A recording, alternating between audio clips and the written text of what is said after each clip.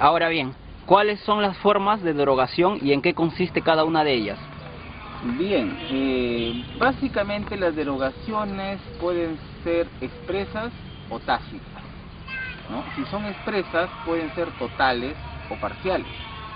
Si son tácitas, ¿no?, también pueden ser totales o parciales, pero las tácitas tienen un problema.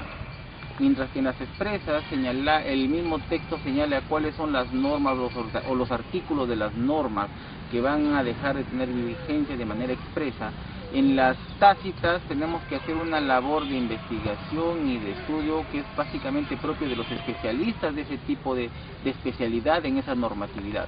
Y a veces vemos que las normas que entran en vigencia combinan las dos situaciones.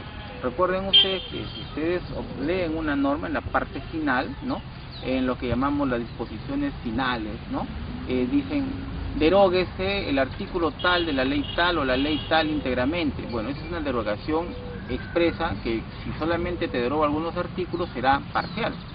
En cambio, si te deroga prácticamente toda la ley va a ser total.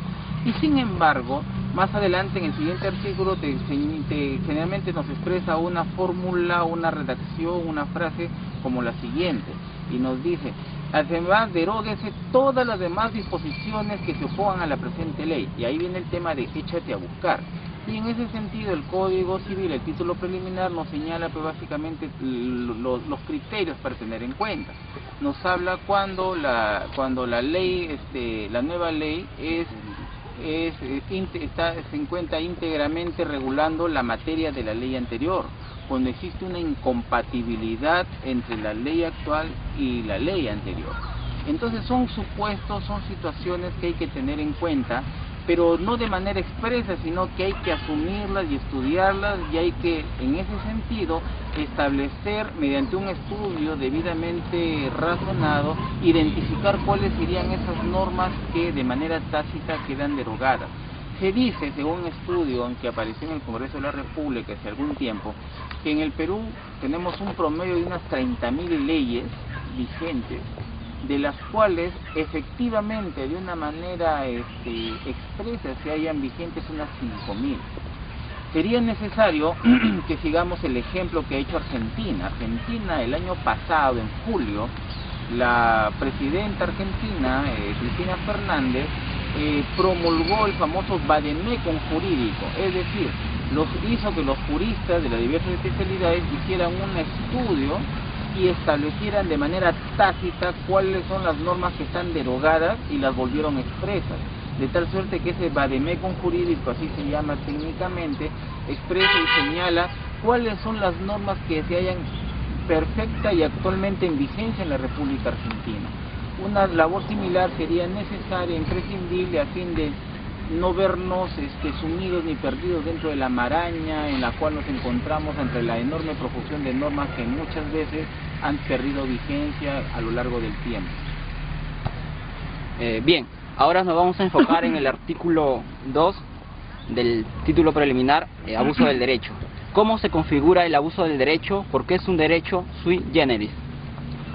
Bien, estamos frente a una de los fundamentos de la teoría general del derecho y frente a uno de los conceptos más difíciles en realidad para poder ser explicado en pocas palabras, e inclusive que ha generado y genera enfrentamientos y puntos de vista y controversias que hasta ahora subsisten.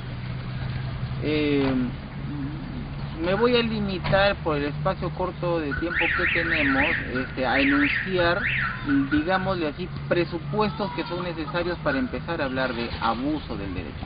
Para comenzar, el nombre abuso del derecho es el nombre en la doctrina.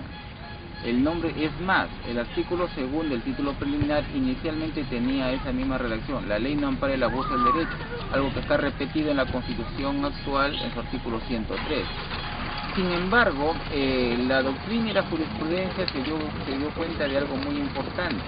Se dio cuenta que de la norma no podemos abusar. Nosotros abusamos, nos excedemos del ejercicio o de la omisión que el derecho, que las normas nos conceden a nosotros.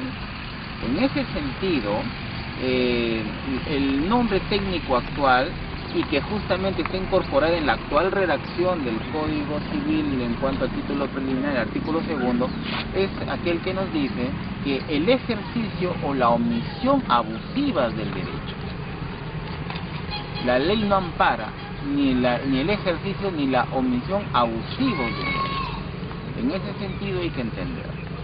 Ahora bien, continuando, ¿cuáles son los elementos configuradores básicos, no? Se me escaparán varios, de hecho, pero lo que quiero es, bueno, lamentablemente tendremos que sacrificar el rigor a cambio de la claridad, ¿no? Porque no podríamos tener las dos cosas juntas.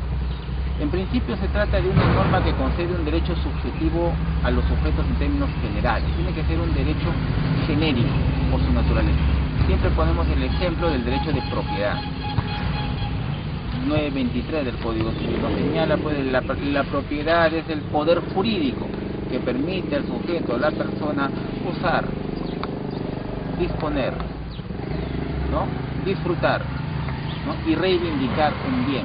En tanto, esa definición es amplísima y no puede ser de otra manera, porque si quisiéramos ser específicos multiplicaríamos por miles de veces nuestra normatividad, teniendo que señalar los derechos de propiedad respecto de cada tipo de bien que existe.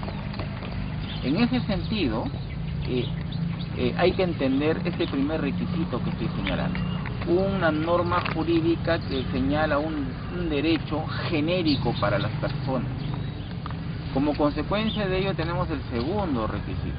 El segundo requisito consiste en señalar de que no existe, dada la naturaleza general de ese derecho concedido, no existen normas concretas que prohíban de manera expresa y detallada. Sí hay normas que prohíben, es evidente, pero prohíben en términos muy genéricos, no de manera específica.